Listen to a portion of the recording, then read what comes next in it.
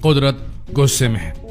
200 kilometre प्रति घंटे से ज्यादा की रफ्तार से चल रही हैं हवाएं। अपने साथ सब कुछ उड़ा ले जाने पर आमादा हैं ये हवाएं। घर ताश के पत्तों की तरह ढह रहे हैं। पेड़ मामूली खंभों की तरह उखड़ गए हैं। बड़े बड़े टिन के शेड तिनकों की तरह आसमान में उड़ रहे हैं। समंदर का शोर दिलों में खौफ पैदा कर रहा है। ऊंची ऊंची लहरें किनारों को तोड़कर सड़कों पर डेरा जमा रही है। ये वो साइक्लोन है जिसने पहले देश की आर्थिक राजधानी मुंबई में तबाही मचा दी, फिर गुजरात में जमकर कहर बरपाया। ताओते नाम का ये चक्रवाती तूफान भले ही अब कमजोर पड़ गया, लेकिन इसने अपने पीछे तबाही के जो निशान छोड़े हैं उसने दिलों में दहशत भर दी है। ताओते नाम का ये चक्रवाती तूफान भले ही अब कमजोर पड़ गया, लेकिन इसने अपने पीछे तबाही के जो निशान छोड़े हैं उसने दिलों में दहशत भर दी। आखिर क्या है ये साइक्लोन, क्यों आते हैं ये साइक्लोन? ऐसा क्या होता है जो कुदरत इस कदर बागी होकर अपनों पर ही कहर बरपाने लगती है? ये वो सवाल है जिसका जवाब आप में से कई लोग जानना चाहते होंगे। तो आइए आज अपने इस वीडियो के जरिए हम आपको बताते हैं कि आखिर क्या है ये साइक्लोन और क्यों समंदर से उठने वाले ये तूफान किनारों पर बसे शहरों का रुख करते हैं और वहां अपनी तेज रफ्तार से तबाही मचा देते हैं। साइक्लोन, जिसे हम चक्रवात भी कहते हैं, ये समंदर में बनने वाला निम्न दबाव यानी कि लो प्रेशर का वो इलाका होता है जिसके चारों ओर हवाएं बहुत तेज स्पीड से चलती है और लगातार आगे बढ़ती रहती। जब किसी साइक्लोन के आसपास चलने वाली हवाएं 150 से 250 किलोमीटर प्रति घंटे की रफ्तार पकड़ लेती है तो वो साइक्लोन और भी ज्यादा खतरनाक हो जाता है और तब इसे सुपर साइक्लोन कहा जाता है। आखिर में जब ये साइक्लोन तटीय इलाकों यानी कि समंदर से सटे शहरों के किनारों से टकराता है तो इस घटना को लैंडफॉल कहा जाता है। दोस्तों, एक तरफ कोरोना की मार तो दूसरी तरफ कुदरत का प्रहार। ये वक्त भारत के लिए काफी मुश्किलों भरा साबित हो रहा है। कोरोना नाम की महामारी रोजाना 4000 जानें लील रही। इस संकट के बीच देश के कई राज्यों में एक और मुसीबत ने लोगों की नींद उड़ा दी। इस मुसीबत का नाम है ताऊते। ये एक चक्रवाती तूफान है जिसने कई शहरों में तांडव मचा दिया। कई लोगों को अपनी जान गंवानी पड़ रही। कमजोर पड़ने से पहले इस तूफान ने केरल, कर्नाटक, महाराष्ट्र, गोवा, गुजरात और दीव के कई इलाकों में भारी नुकसान पहुंचाया। इस चक्रवात की चपेट में आने से अकेले गुजरात में 45 से ज्यादा लोगों की मौत हुई।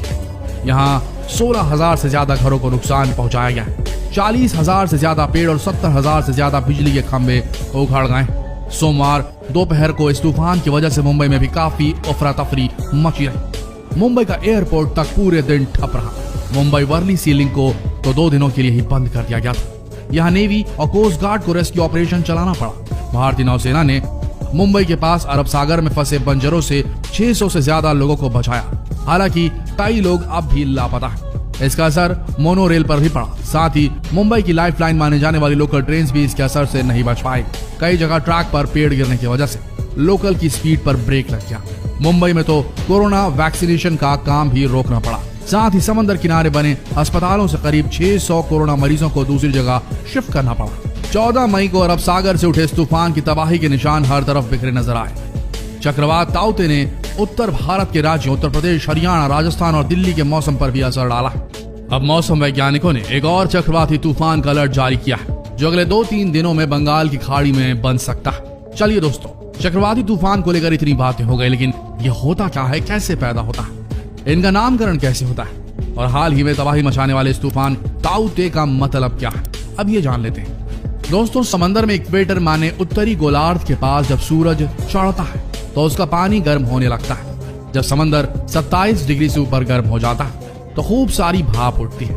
ये भाप और गर्म होती हवा आसमान में ऊपर उठती है। इसे ऐसे समझिए कि जैसे मेट्रो, लोकल ट्रेन या रोडवेज की बस में किसी के जगह छोड़ते ही आजू बाजू खड़े रहने वाले लोग वो जगह हथियाने दौड़ चले आते हैं, वैसे ही ऊपर उठती गर्म हवा की जगह लेने आसपास की हवा आ जाती है।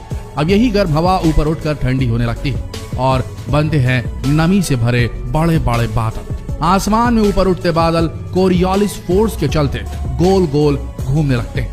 कोरियोलिस फोर्स धरती के घूमने से पैदा होने वाला एक बल होता है।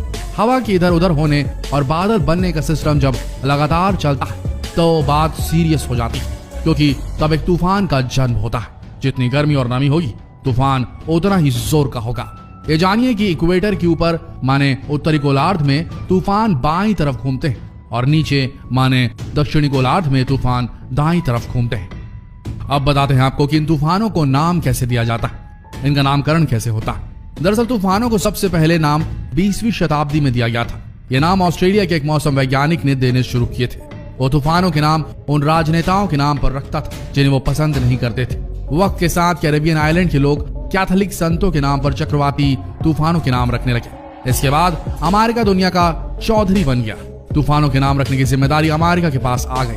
अमेरिका हर साल 21 नामों की लिस्ट तैयार करता है। अंग्रेजी वर्णमाला के हर अक्षर से एक नाम रखा जाता है, लेकिन Q, U, X, Y और Z से नाम नहीं रखे जाते। अगर साल में 21 से ज्यादा तूफान आते हैं तो फिर उनका नाम ग्रीक अल्फाबेट जैसे अल्फा, बीटा, गामा रख दिया जाता है। इन नामों को रखने में भी ऑड इवन फॉर्मूला अपनाया जाता है। इवन साल जैसे 2004, 2014, 2018 में चक्रवात को आदमी का नाम दिया जाता है और साल जैसे कि 2001, 2003, 2007 में चक्रवात को औरत का नाम दिया जाता है। इसके अलावा एक नाम 6 साल के अंदर दोबारा इस्तेमाल नहीं किया जाता। ज्यादा तबाही मचाने वाले तूफानों के नाम रिटायर कर दिए जाते हैं, जैसे कि कटरीना। अब जान लीजिए कि साइक्लोन के नाम रखने के मामले में भारत में क्या सिस्टम है। दरअसल अपने यहाँ का सिस्टम थोड़ा सा अलग है। भारत सारे नाम खुद तय नहीं करता। भारत में तूफानों का नाम देने का चलन 2004 में शुरू हुआ था। उस वक्त भारत, बांग्लादेश, मालदीव, म्यांमार, ओमान, पाकिस्तान, श्रीलंका और थाईलैंड ने मिलकर नाम देने का एक फॉर्मूला बनाया। इसके मुताबिक सभी देशों ने अपनी ओर से नामों की एक लिस्ट वर्ल्ड मीटीरियोलॉजिकल ऑर्गेनाइजेशन को दी। भारत की लिस्ट में अग्नि, आकाश, बिजली, मेघ और सागर जैसे नाम है। पाकिस्तान की भेजी लिस्ट में नीलोफर, तितली, बुलबुल जैसे नाम है। नाम देने लायक चक्रवात आने पर 8 देशों के भेजे नामों में से बारी बारी एक नाम चुना जाता है। अपने यहाँ के सिस्टम में 10 साल तक एक नाम दोबारा इस्तेमाल नहीं किया जाता। ज्यादा तबाही मचाने वाले चक्रवातों के नाम को रिटायर कर दिया जाता है। इस बार नाम देने की बारी म्यांमार की थी और उसने नाम दिया है ताउते। ताउते को बहुत ही गंभीर चक्रवाती तूफान की कैटेगरी में रखा गया है। एक रिपोर्ट के मुताबिक हाल के वर्षों में अरब सागर में पहले के मुकाबले कई मजबूत साइक्लोन डेवलप हो रहे हैं। ताउते अरब सागर में लगातार विकसित होने वाला चौथा चक्रवात, वो भी प्री मॉनसून के समय में, यानी अप्रैल से मई के बीच में। 2018 के बाद इन सभी साइक्लोनों को या तो सुपर साइक्लोन या उससे ऊपर की कैटेगरी में रखा गया है। अब ताउते का मतलब भी जान लीजिए। इसका मतलब होता है गेको। ये बर्मी भाषा में एक हिंसक छिपकली की प्रजाति है, यानी ताउते का मतलब निकलता है शोर मचाने वाली छिपकली। तो दोस्तों, इस वीडियो में दी गई जानकारी आपको कैसे लगी कमेंट बॉक्स में जरूर बताएं और ऐसे ही वीडियोस के लिए, जानकारीप्रद वीडियोस के लिए बने रहिए हमारे चैनल तक। जितना हो सके इस वीडियो को शेयर करें। इसी तरीके से आप हमारी मदद कर सकते हैं, जिससे हमें बल मिलेगा और भी जानकारीप्रद वीडियोस बनाने के लिए। धन्यवाद आपका इस वीडियो के अंत तक बने रहने के लिए।